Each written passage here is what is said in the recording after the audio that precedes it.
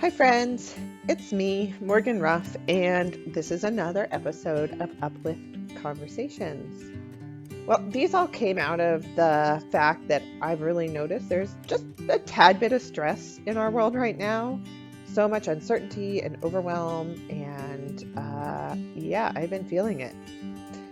And I think for many of us who've been serving in the role of societal change makers, we might have already been feeling run down and burned out, overwhelmed, maybe even unsure of how we were moving forward. And then we've added a global pandemic on top of that, and we're being asked to juggle even more. And oh boy, it's a lot.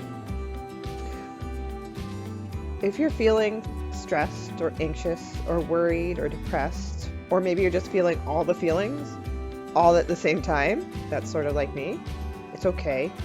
You're not alone. These conversations are really my way of supporting this very, very uncomfortable growth period that so many of us are being forced into.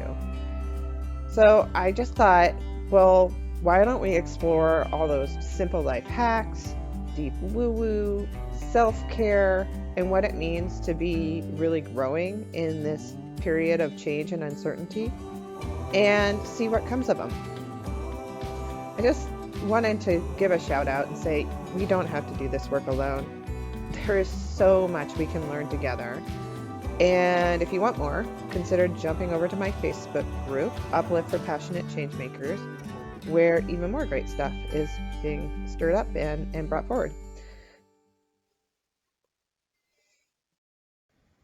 Well, I'm really excited to share with you this conversation I had with Jenny Foertch. I absolutely adore this lady, and I really hope you do too. So we start our conversation talking about money, but it really evolves into discussions about homeschooling. She's a homeschool mom, and she really has some great lessons that she can teach those of us who are new to this journey of homeschooling. And we also talk a bit about the spiritual aspects of these uncertain times that we are experiencing and how we might be able to see some good in some of the challenges that we are facing. I absolutely love this conversation. It's a little longer than some of the others, but it's totally worth the listen. And honestly, going into it, I was really struggling. I was really kind of down in the dumps and having a really hard time following my gut and my instincts. And as I talked to Jenny, I could completely feel my entire energy shift. And by the time I left, I was feeling energized, I was feeling empowered, and I was feeling very resilient. And ultimately, I just found this way of trusting myself in a whole new way. So I hope that our conversation provides you a little bit of that. And thanks so much for listening and showing up. Talk to you soon.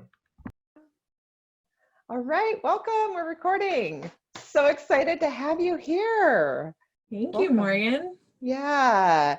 Well, can you please just introduce yourself real quick and tell us a little bit about who you are and what you do? Absolutely. I'm Jenny Foertch, and I right now am primarily a man. I just feel like a whirlwind. I don't have like an elevator pitch of what I'm doing right now because everything's kind of turned upside down. Yes, as it is for so many.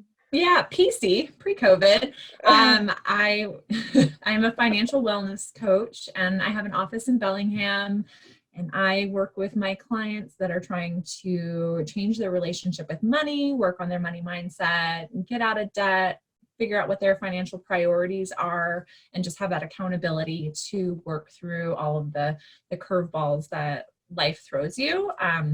Money is one of those things that I love to talk about and not everybody does. And so it's just a really safe space for anybody to come in and process, because a lot of folks don't even have that with their partners, and they have to do work on their own money story before it can really be something that you take to your partner to unpack in a constructive way. So that is one avenue. I work between 15 and 20 hours a week. I homeschool 3 boys. So that piece of all of this transitional times isn't completely uprooted. It's actually feeling really grounded for me. And then my husband well, we both own it. I've just really stepped back, but we have a tattoo shop in town. And yeah, so been doing a lot more recently work-wise on that, trying to figure out grants and funding and what our financial future looks like there. But yeah, on a regular day, I wear many hats, just like most, work from home moms. Yeah, totally. Oh my Yeah, gosh, but I'm so excited to talk with you about all this stuff. I mean, I'm wondering, would you be okay with starting with some of the money stuff? Because I think that a lot of folks are kind of new to some of the language around this. So, like, we're very comfortable talking about our stories and money stories, but I think that this is kind of terminology that might be a little bit new. And so I'm hoping we can just talk about what is a money story and why does that matter in my sense of security and relationship that I have right now, and maybe even talking about it in the context of like the COVID-19 and all these crazy weird financial transitions. Like, people are losing jobs, the economy is going who knows where, and like what, and people are being furloughed, so there's just all this like weird volatile instability for some, and then other people are like just trucking along, work as normal. But and then there's those people that are actually kind of capitalizing on all of this and like launching all this stuff, or they are working harder because they are, a core essential worker. And so, yeah, it's like all ends of the spectrum. yeah, I've been on several of these video casts, and I feel like I do kind of get hung up in like what's happening in my world, yeah, as like yeah, the lens. And I'm gently reminded by everybody that like that's only that one perspective. So yeah, yeah, but everyone is experiencing it very differently. I think your first question was, what is a money story? yeah, And I guess I would describe your money story as everything that you absorbed or witnessed from childhood mm-hmm. on that had to do with money. So that could be as simple as being raised by a single mom and living in poverty, or it could be your parents were very affluent and they never talked to you about money at all, or, any combination, anything.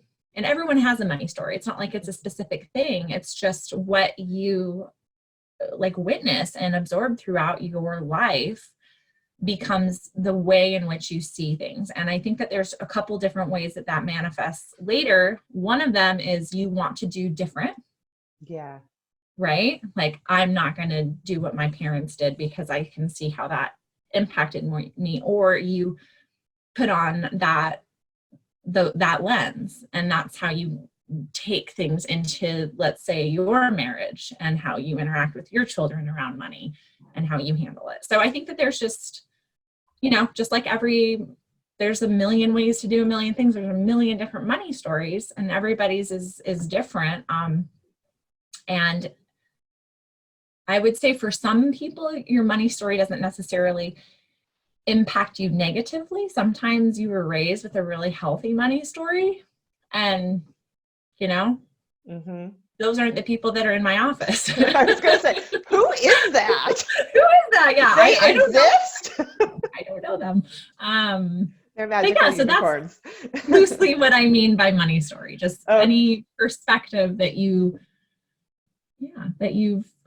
that you have around it. So I yeah, and think I that think, go ahead. oh, I just think it's so interesting how these early experiences that we have with money, and like, when I've done the work to kind of uncover or unfurl some of the money stories that I have, I'm surprised by how early it is that I start to have memories about my relationship or the way our money was managed in our family, and how much that then influences how I even just think about myself and what I'm worth and how I kind of show up in the world and what I ask for in return, and how those two play together. And I think a lot of folks maybe don't have that connection, or don't realize that connection of how much that early understanding really influences what's happening today.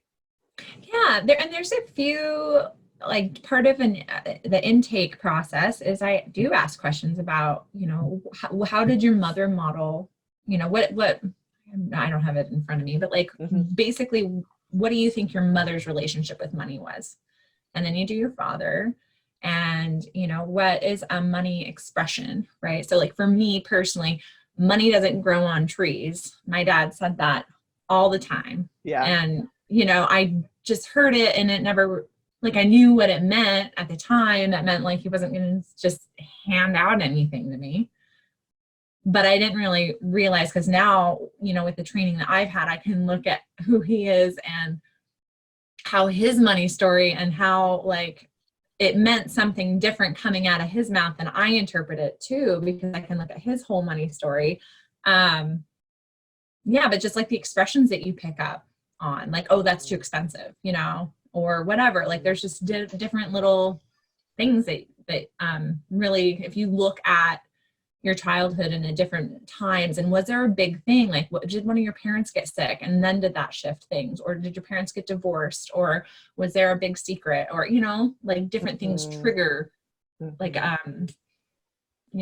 to split off into a different direction. Yeah. So well, money is such an interesting topic too, because it's almost taboo to really talk about, like, how much you have, or what you're doing, or what you're spending, yet we're all kind of expressing ourselves through kind of our purchasing and our lifestyles. And I'm just curious if you have insight into, like, what is this kind of cultural expectation about the way we talk about money, and where that comes from, and then also like how that influences like the way that we're kind of out in the world and working. Yeah. So I definitely, just in my own, I'm kind of nonconformist in a lot of ways. And so I will That's why I like ya. I'm really transparent. Like, I was on an interview yesterday, and I disclosed like so much personal information that, like, this morning I woke up and I had like that, like a vulnerability hangover, where I was like, totally. Oh my gosh, like, should I be doing that? Everything's on the internet. I can't take that down, So I'm really open and transparent. And part of that was that I was raised by an accountant and a single mother at that. And so money was a conversation. Like, if we couldn't afford it, it was being talked about. And, it was really important to manage your money. And so I've just always been able to talk about it. Whereas then my husband comes in, and their family didn't talk about money. And so it's taken, 12 years to be able to really have these good conversations around money. And it's taken a lot of work. From the consumerism standpoint, I think that we're just, specifically where we live, like, I think the United States is very like consumer based. There's no other, I mean, I don't think that that's, I think that's pretty obvious. People have gotten really out of touch with their values and the connection that we have between how we spend our money and how that's a reflection of our values and our priorities. And I think we've gotten out of touch with Mother Earth. I mean, I don't think I have, I don't think you have, but I think that, like, in general, there's so many degrees of separation between how we spend our money and how that really is a reflection of those values and priorities. And it's just like, newer is better and all, all this stuff. And I just don't buy into that at all. And I'm very blunt and frank about that. Like I don't know. I'm doing no spend year right now. That's right. Can you talk tell me more about that? That is amazing. Yeah. So that's really easy right now because can't go anywhere. You're not going anywhere. Yeah. So I read the book think it's A Year of Less by Kate Flanders. And I'm already very intrigued by conscious consumerism and minimalism and intentional living and all of that. And so it's not like the words came off the page and like changed my life, but the Yeah. idea of taking, like doing a radical simplification and like measuring it. And, you know, like she even like had spreadsheets and all. And I was like, okay, yeah, I could really take all of these ideas and all these different passions and interests that I have and where they intersect and like put it into a project basically. And so the Year of Less, you basically, and you don't have to do a year, you could do a month, but you write out like what you are allowed to spend money on and then the things that you aren't. And that's going to differ for everybody. Mm-hmm. Like I personally don't have a latte problem on a regular day. Like I don't go and spend $6 on coffee. So that for me wasn't something that I had to be like, no coffee, you know, that doesn't make that big of a difference. But for me, it was like, you know, grabbing a quick lunch out.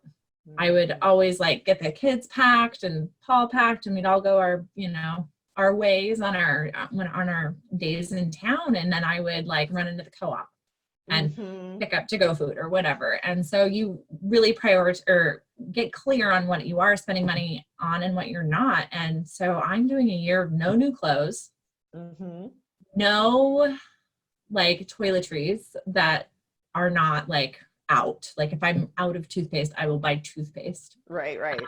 I'm not buying anything that's in like single-use plastics because that's for me like something that's really in alignment with my other big thing, which is zero waste living. And so if I can eliminate a purchase just based on how it's packaged, then that cuts a lot of the crap out. Right. Yeah. So I just, made this list and started out strong. And then this happened. And the only thing that we bought besides food is I ordered new stainless steel measuring cups because we're missing most of the sizes. Like I think I had 1/4 cup scoop and 1 cup. Oh yeah. You're like, I really need. Yeah. And so it fit all the criteria, you know, it's going to last more than 10 years. It's, you know, sustainably, you know, it's as low waste as it can get. It's not plastic. It's all these things. And so I did order that off of Amazon, but I haven't really bought anything. That's amazing. God, I'm blown away by the intentionality of like the way you're living your life. I have an embarrassing story. Tell me. And maybe you have insight into why this happened. So, you know, all of this is happening and our whole family's in a lot of emotional turmoil. Like, you know, my first grader loves school and all her friends. And so she's very emotional about not being able to go. And then I have a preschooler who's just spirited anyway. And then my husband is all up in sorts. So, you know, one of the things that I noticed was I bought so much food. Like I went out and I really like was, I don't know, comforting myself with food. And then the second thing that I found super interesting is it's Easter and normally we have like a few little Easter egg hunts and things. And I don't usually do much, but like I went and I bought LOL dolls, like, which are totally not my thing because my kids were just like, I really want an LOL doll. And they were like, really like, I don't know, something about it was just like really tripped me. And it just went boop, and then it was in the cart and now it's on its way. I was like, wow, that is very out of character for me. So I'm curious if you have insight into, I think, my insight on that is, I guess, what we were talking about before we started recording about the different, how things are being manifested. And like the root of so much right now is security. Yeah. Right. Yeah. So, and you wanting to provide, you know, some like normalcy for your kids, and like they're deprived of so much right now, right? Blah blah blah. I think that's great. All the kids should be as bored as we can live right now. But you know, and you want to not ruin their life. Like they can't go anywhere, they can't do anything, right? So and you can also justify that expense, even if that's out of character for what you would normally do, because you're not spending money Yeah. on all the other things, right? Right. Mhm. Dining out and gas and lattes and all of the other norm has disappeared. So for some people, because your income hasn't changed at this point, right? Right. Right.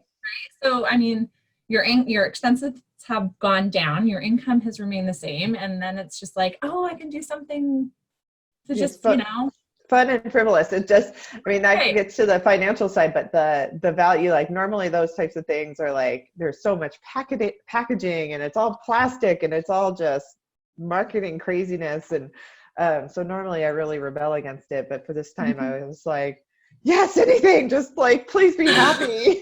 Please be happy. Right. Well, and I also think that as parents, we are so looking for like, um, we want our kids to be occupied. And I think I'm speaking for more than myself right now, that Mm, there's a lot of screen happening, whether yeah. that's free choice or educational, Uh-huh. and we feel guilty about it. Mm. And that's I think I know I'm not alone here. Yes. Oh Can't be, my but there's a lot gosh. of like that guilt of like, oh man, well my kids are having, that what it was the pediatric association is like no more than 2 hours a day for like any age. And it's like, oh my gosh, give me a break. Kids are having Yeah. like 4.5 hours a day, like Yeah. combined, Yeah. if you count every little thing, and it's okay. So I think that splurging on certain things, it's like they might play with that, right? They're not Yeah. playing with a lot of their stuff, which brings me to Yeah. this whole other point of like letting your kids be bored and like seriously hide 75% of their stuff right now. Like just hide it, take it Yeah. away. They'll get so creative. I mean, I do a toy rotation anyway, but yeah, just Yeah.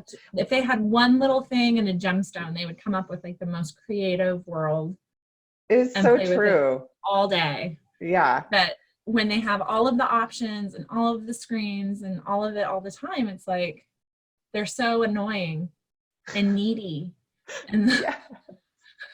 stressed out and like Yeah. fighting with each other. Isn't that true? Like my kids, the one activity we've done that's been a real hit is we built a bug terrarium. We just had like a little plastic bin and put in soil and have been gathering some poor sacrificial potato bugs. I mean, those Oh, poor guys. I mean, they've been in the house, they've been out of the house, but like it's been like hours and hours of entertainment, and it's been something that they've been able to like self-direct, and I helped get them started, and then we watched videos on these crazy YouTube videos about bugs. I was just like, ooh, they're like creepy crawling bugs everywhere. But mhm, yeah, it's been like the most simple thing that has mhm, really caught their attention, and they've been able to go back to it time and time and time again. mhm. Yeah, Yeah, but this idea pine of, cones and rocks. yeah, and the idea of hiding toys instead of like adding, I think that is super interesting.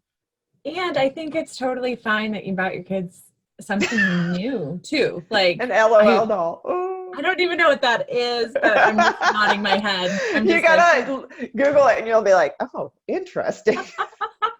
that seems out of alignment with you, Morgan. Um, yeah. Well, and I totally, I'm trying to think if we bought anything.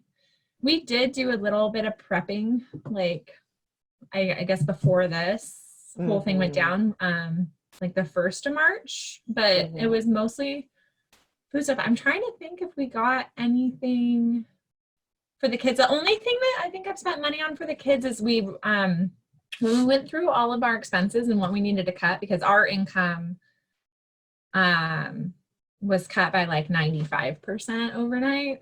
Oh my Like we just gosh. were like the very first one of the first closures. And so, that's Yeah. great that I have a few clients that I work with, but that's not gonna do Yeah. much as far as our lifestyle.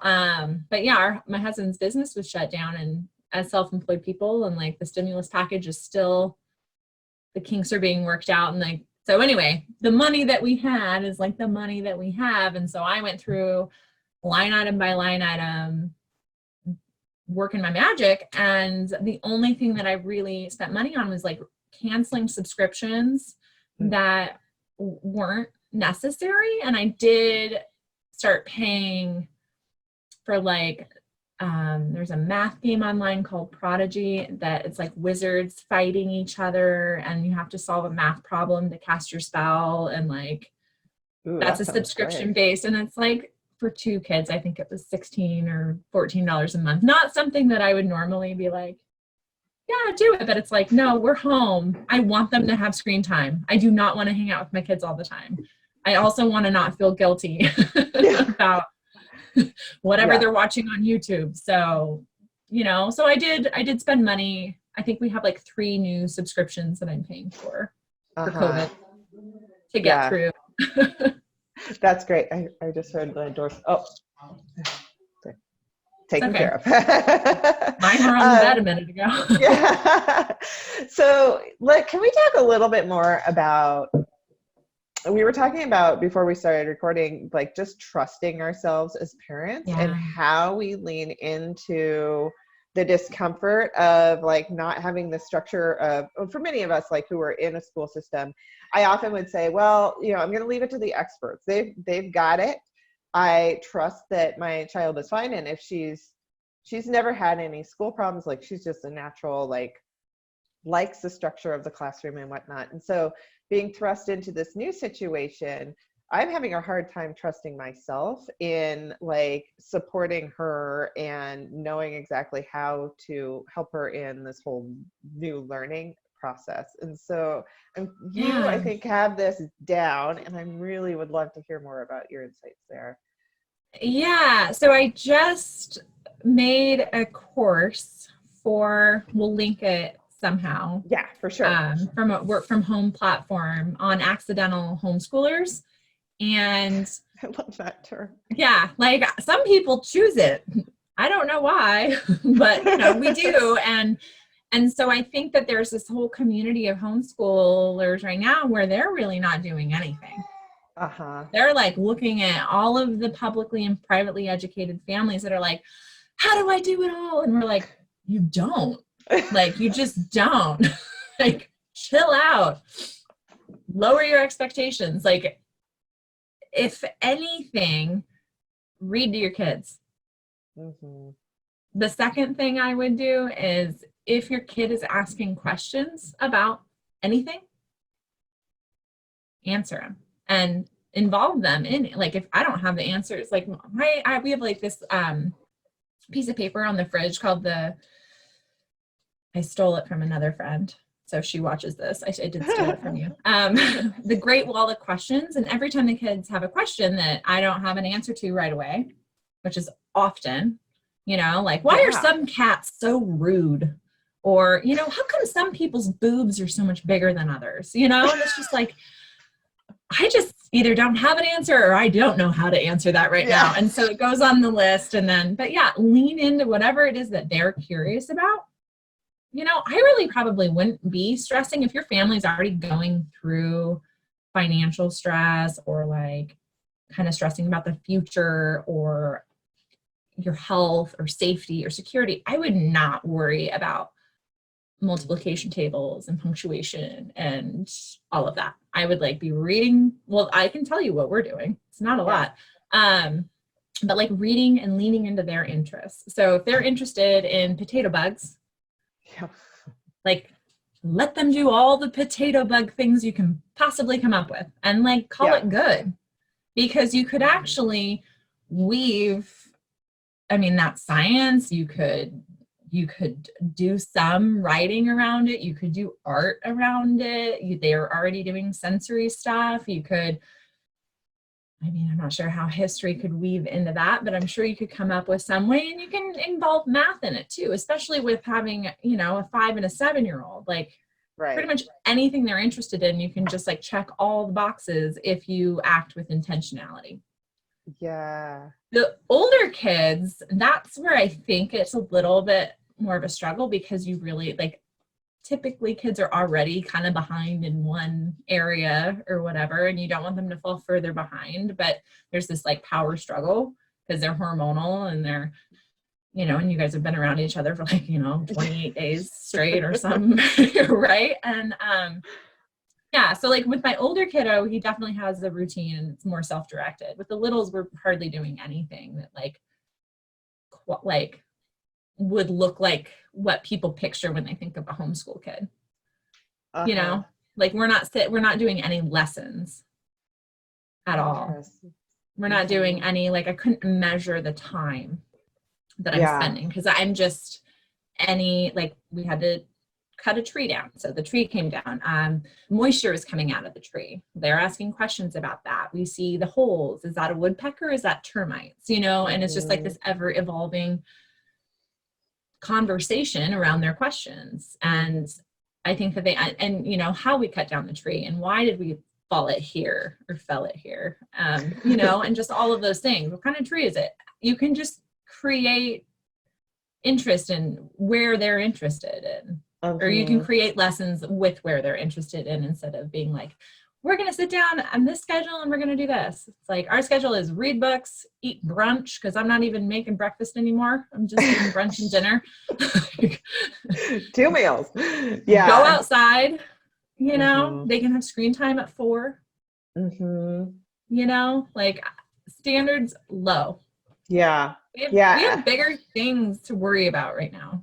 Yeah. Sure. Yeah. I really love that. And just like trusting our kids a little bit too, that they are going to do what they need to do to help process their own feelings in a way. Like I have been really having to I'm having to teach a lot more independence too. I was like, wow, I didn't realize how much I was doing for these guys. And now I'm like, you know what? I think you know how to get a glass of water yourself, or, and just like even those small lessons in like independence and self-sufficiency, I think is going to go a long way for, into the future and helping. Absolutely. And I think right now is a perfect time to kind of look at what are my kids' strengths, and what are their, mainly what are their weaknesses right now?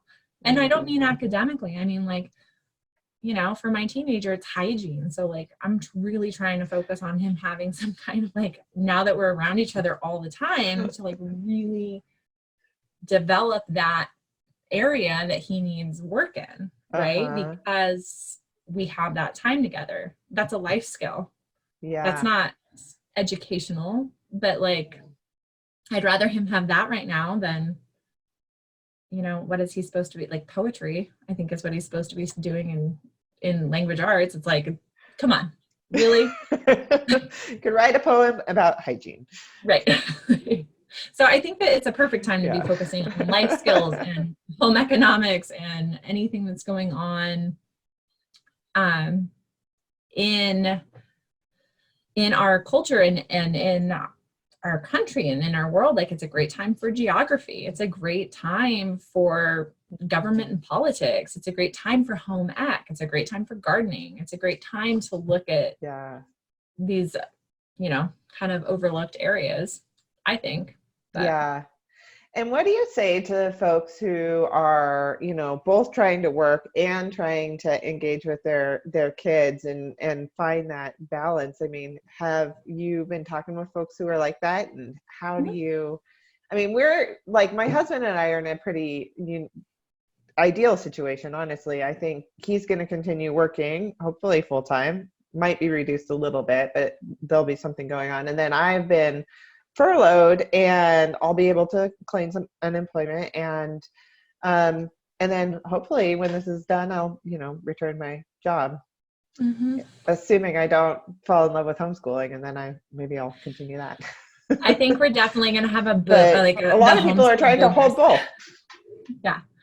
So there's a lot of people who are still that don't have flexibility in their jobs, right? They are still expected to show up from 8 to 4 or 9 to 5 or whatever. And then they have kids running around.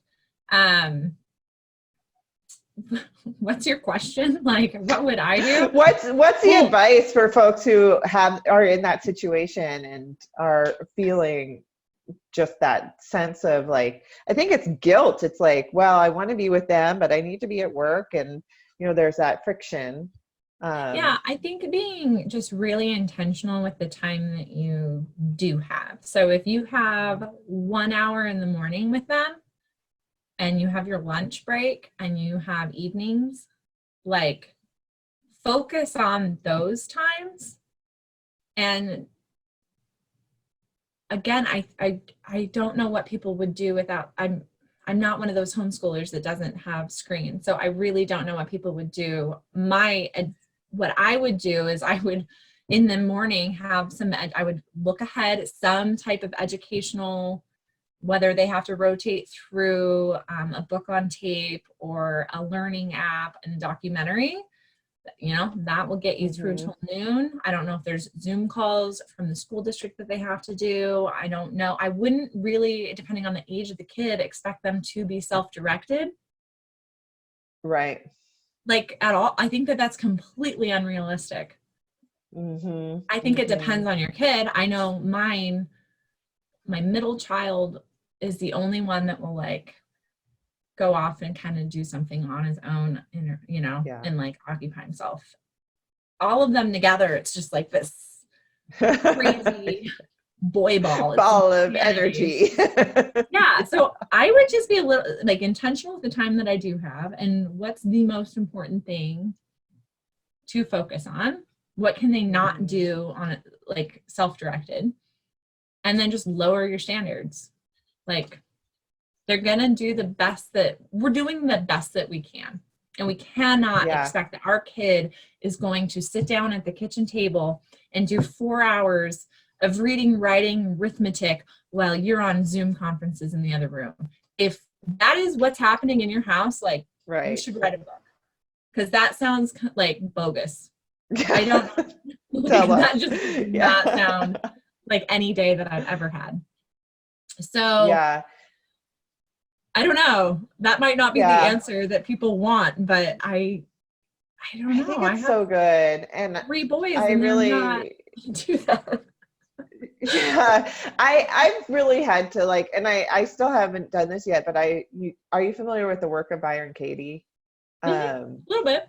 And it's a way of like really questioning your stressful beliefs and thoughts and kind of coming to peace and freedom, basically. And it's a very simple method. There's like 4 questions, and I really need to sit down and look at what I'm believing and thinking about screen time and why I am having such a strong, because for me, I'm just like, oh, I'm failing if I'm giving them screens, or I'm not doing enough or whatever. And I think that that's not serving me. It's not creating peace in my body. I'm like, ooh, God, this is hard. And I think this conversation gives me a little bit more like hope of like, okay, there's ways of using these tools constructively that can help contribute to, so learning, but also, just like, it's okay if that's entertainment right now. Like, it's okay. Yeah, we're not writing our future story right now. We're writing our story right now. Like the things that are happening in my life currently, a lot of it is glorious, and I'm like gonna keep it. I'm like, this is gonna stick. I love it. It's resonating. It feels so good. And a lot of it is not. I'm okay that this is just what we're doing right now, because this is what we're doing right now. And I don't need permission from anybody. Like, I don't need to explain myself. I'm happy to, because I like to talk, but like, it's just, we're doing what our family needs to do right now. Right. And for us, I don't think we've all ever spent this much time together in this way. I think that the relationships, the connection, I think God, the sun is out this week. Oh my gosh, I'm so grateful. Yeah. But like just what a contrast from last week. Everything that's happening in our family, I feel like is so much more important. Like we're having 2 meals a day at the table where we're doing, we call it family share, right? So what was your favorite thing that happened recently, and what are you most looking forward to? And each person just goes around, and we're doing that instead of maybe 4 nights a week, we're doing it 14 times a week, Yeah. And that's huge. Yeah. So that's a good what we get out of this. Like, that's awesome. I'm a better dog owner now. Totally. That's a win, right? Yeah. Well, I love, you've shared before just the power of gratitude. And it sounds like that's really what you've been leaning into. I have been really digging into my kind of gratitude practice as well, just for this experience, because I feel like it reframes things in a way that makes it just feel so much more tolerable, and not just tolerable, but like growth. It's just like, wow, opportunity is with us here. Yes. Gratitude shows up. We met a year ago. We were at the same split breakfast, and I was speaking that day, and I talked a lot about gratitude, and I talked about the difference between gratitude and #gratitude, #grateful. Like, my life is, I'm so blessed, like blah, blah, blah. I'm so blessed. And like, the difference between it having, and it initially is an intentional practice that if you want to cultivate it, you do have to have that intentionality. And then the other side, I believe, of gratitude is like living gratitude, like where everything has to go through that process and that lens kind of first.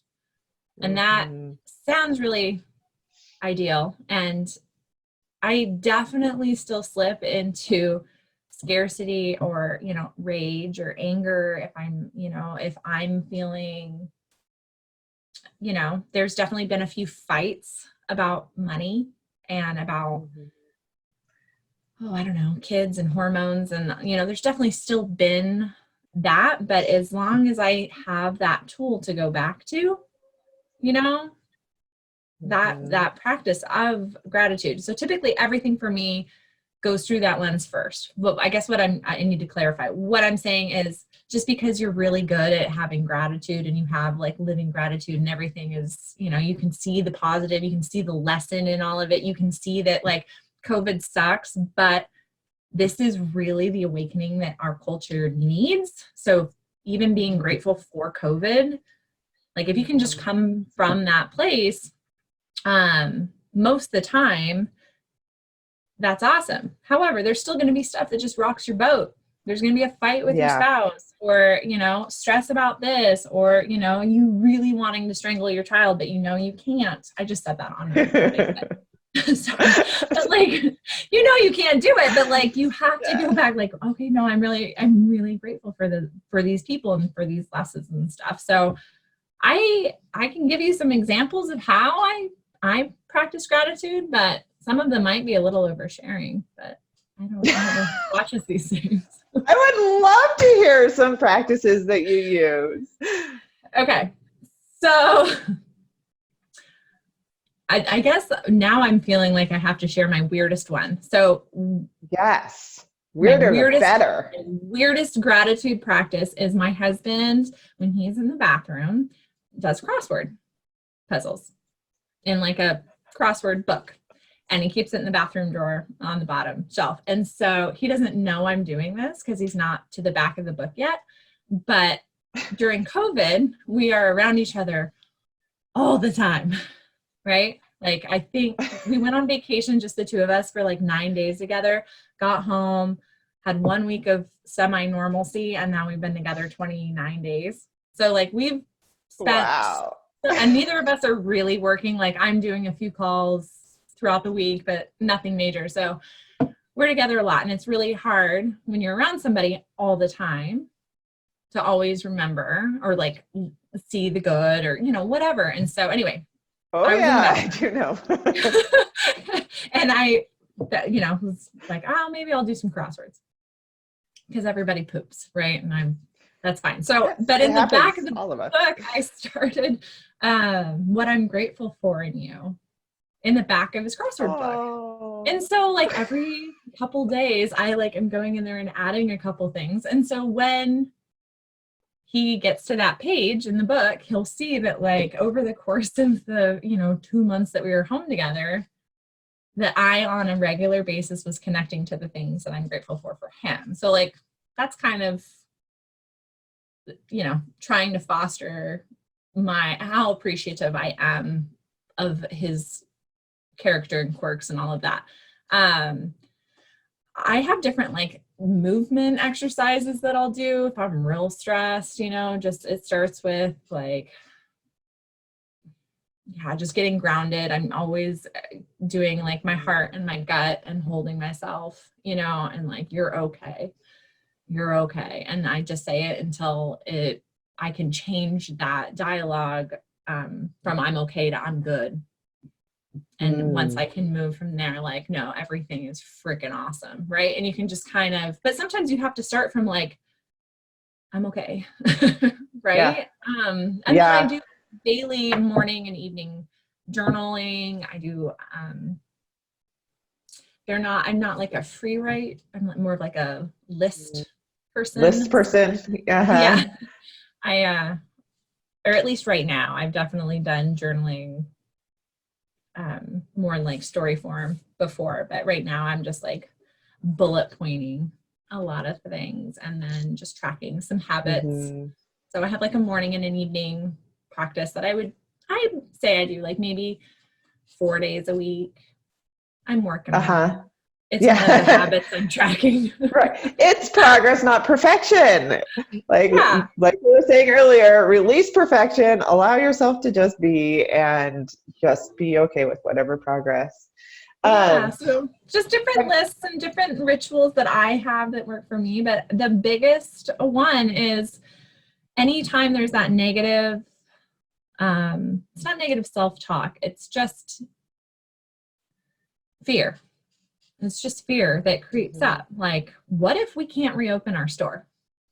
What if, you know, it's the big what if fear that flows in, and knowing that everything that's happening is supposed to be happening.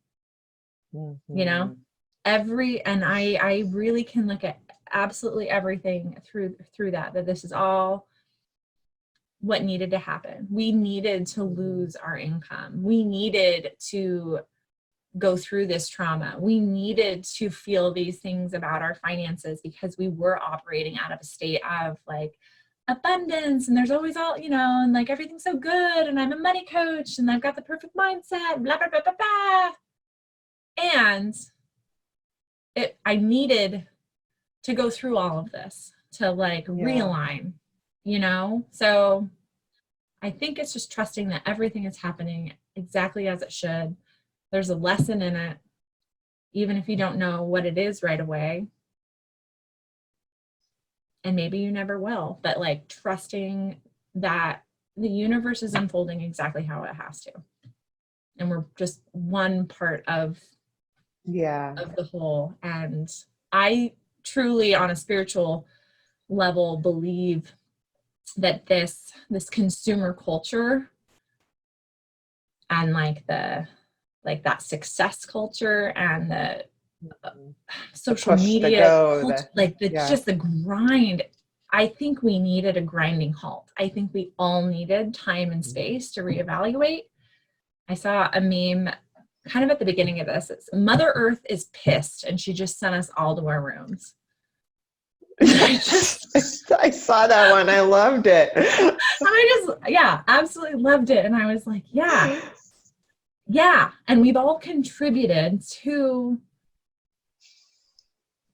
this, I don't know, this energy and everything that's happening right now is producing a negative energy right now, but we're erasing a lot of negative karma by going through this and by having to practice Mm, gratitude, and we're not coming out of this the same that we went into it. And we are absolutely. growing. And it's so I think from a gratitude and mindset standpoint, like I always just have to accept that it's happening exactly as it should. And as soon Yeah. as I start like not liking someone or something, like Yeah. always go and make a list of, do the brain dump, just get it out, right? 10 bullet points, whatever, just get out what you're grateful for. Yeah. Yeah. And I love the spiritual aspect of this, and just that sense of surrender that so many of I keep on putting my hands up, but this is how, like, this is my position right now. Yeah. Like, okay. I just like hands up, surrender. Just, this is what it is. And I'm willing to allow it to be what it is right now, so that I can learn and grow and share from this, because otherwise I'm just going to make myself miserable. I don't want to be miserable.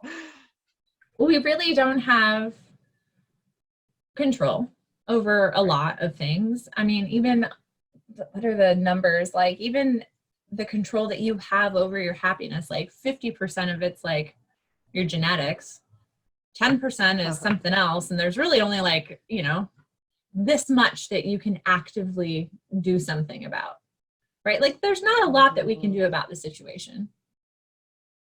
How we show up and, but if also, I think that choosing not to show up in this time, if you need this is a perfect time to not do anything, and just sit with yourself and just see what comes up. Yeah. There's a lot of productivity push right now, and I'm doing a lot of it too, right? I'm showing up in different ways. I'm pivoting my business, and that's okay because I'm a type A person and that works for me. But I'm watching my husband who's a creature of habit, and his habit is not there right now, right? And not seeing that productivity, and that is okay too.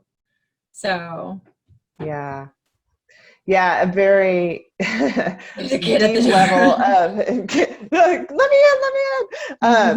deep level of acceptance, and just like accepting wherever you may be, whether you're kind of in this space and you're like, yeah, this is like, I'm feeling the growth and it's uncomfortable, or I'm on this other side and I'm just in survival, and it's totally okay no matter where you are in that spectrum, because we're all learning from this. We all are coming into it with a different base set of information, and we're all going to come out of it and we're all going to have learned something.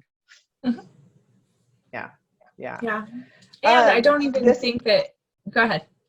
I've already talked. No, go ahead. No, no, you. It's like the Seattle stop sign, like where you're all sitting around the stop sign. You're like, no, you go. I think that just my comment about it's okay if you don't do anything with this time, and then the kind of contradictory comment of like, we're not going to come out of this the same, that even if you're not intentionally like accomplishing anything and you are just sitting with yourself and having compassion, like even that will change you. Like the circumstances right now are big enough. The collective trauma that's happening, the energy that's out there and how people are processing it, like is enough to just change. So I just hope that everybody, whether you're homeschooling or not, like, or you're just letting your kids hang out, like just that compassion piece, and lower, it's okay. You have, give yourself permission to just lower your expectations, whether that's with work or with your kids, or, whether you put pants on for your Zoom calls or not, like whatever. Totally. Let it go. So I have one more question that I wanted to ask you, and then we'll wrap it up because we've been going. I just checked the time. I'm like, wow, we've been talking. No, I love it.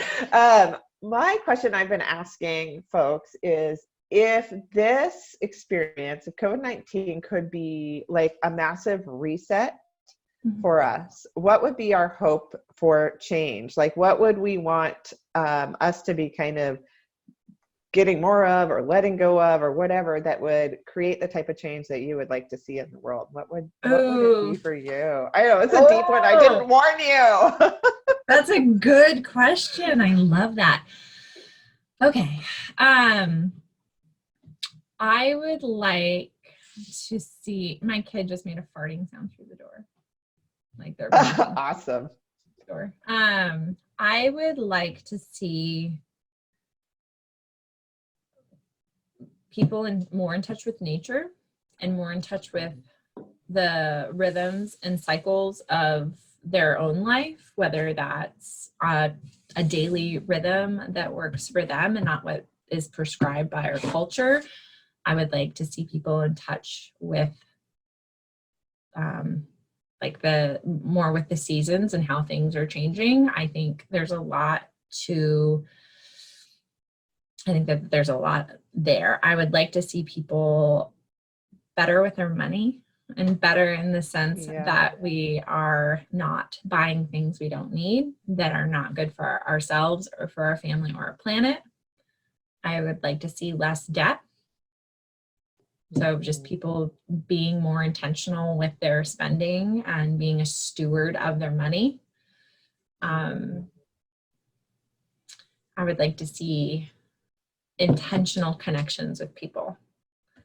I think we get really just like set in our ways of who we socialize with and how we socialize and what we commit to. And I would like to see people really take this as an opportunity to reset and be like, do I really want to do that? You know, because we're just like, we say yes to a lot of stuff that isn't really about say yes to, become comfortable with no. Yeah. It's like, right. So I think from I think there's like the Mother Earth planetary cyclical living side. I think there's the financial piece. And then like how we show up in our relationships, that I think that those three things beautiful would, more.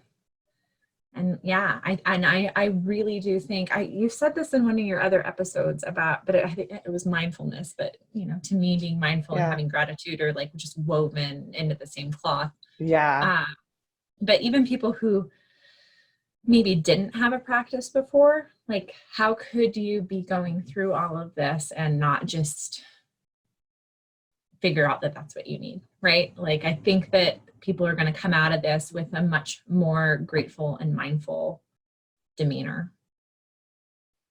Yeah. I think so. All of that. Yeah. I want to live in that world. Yeah. Me too. Yeah.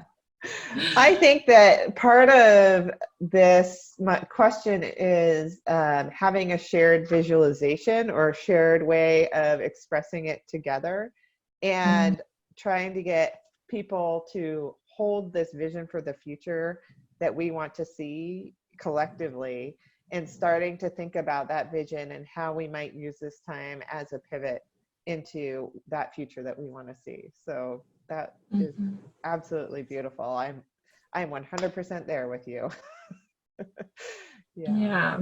Okay, so tell me, or tell everybody, how they can connect with you.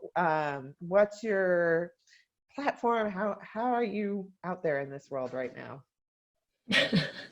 I'm showing up to people that ask me to talk on things right now. That's about what I'm doing. It's perfect. I am not very active right now. I'm definitely taking some space for that intentionality. I'm not pushing any launches or new client. Like I gave all of my clients the option to pause. Like just breathe. If you need me, I'm totally here. But I'm not pushing new clients right now. I'm kind of reevaluating what the future is even going to look like.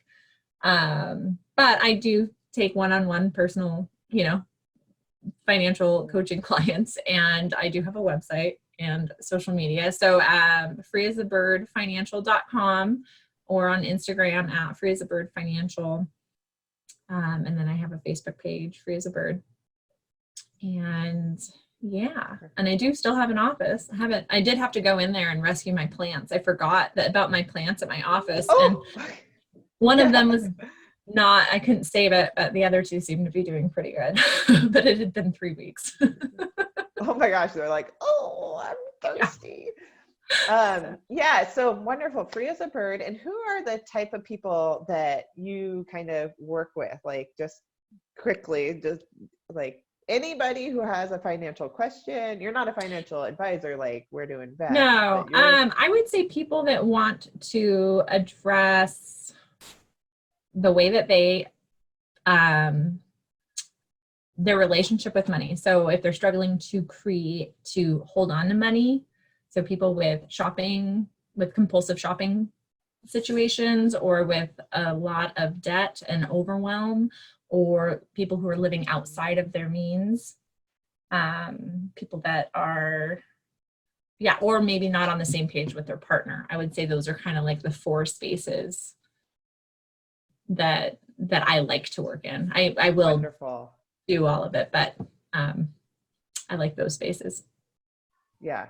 Well, and I think there's a lot of people out there who could really benefit from conversations with you and having some connection around those things. I think that those categories really appeal. I mean, I know for myself that, yeah, that connects to Yeah, me. well, I will send you a link. I do have a few times that I've set aside for COVID impact and strategy sessions, and they're just pay what you can, 45 minutes. Like, yeah, so it's just kind of like, I know everyone's going through a lot right now, and I'm not going to be charging them full price. So I have a Calendly link that I can send you that has my time slots open for the next few weeks. And for anyone that wants to chat about their particular situation. Awesome. That is so great. So I will certainly like tag you and link you in this, and people hopefully will be able to connect with you. And I just so appreciate your message, and I feel like I have so much more trust in myself right now. Like, all right, I can do this. I'm on the right path, and that's a big change from where I was earlier today, which was like, this isn't working. So I really appreciate you bringing that to me and like sharing that with me, because it was, yeah, I really appreciate that. Yeah, I will also send you, there's a quote, maybe we could end with this, but it does have to do with the homeschooling and the kind of lowering your expectations. But I had a client who knew that I was making that course last week send this to me, and it's a public service announcement by Dr. Emily King. It says, parents, what we are being asked to do is not humanly possible. There's a reason we either are a working parent, a stay-at-home parent, or a part-time working parent. Working, parenting, and teaching are 3 different jobs that cannot be done at the same time. It's not hard because you're doing it wrong. It's hard because it's too much. Do the best you can. When you have to pick, because at some time you will, choose connection. Pick playing a game over arguing about an academic assignment. Pick teaching your child to do the laundry rather than feeling frustrated that they aren't helpful. Pick laughing and snuggling and reminding them that they are safe. And if you're stressed, lower your expectations where you can and virtually reach out for social connection. We're in this together to stay well, and that means mentally well too. I just love that. Love it. Perfect way to end. Thank you so much for your time. Hang on for a second.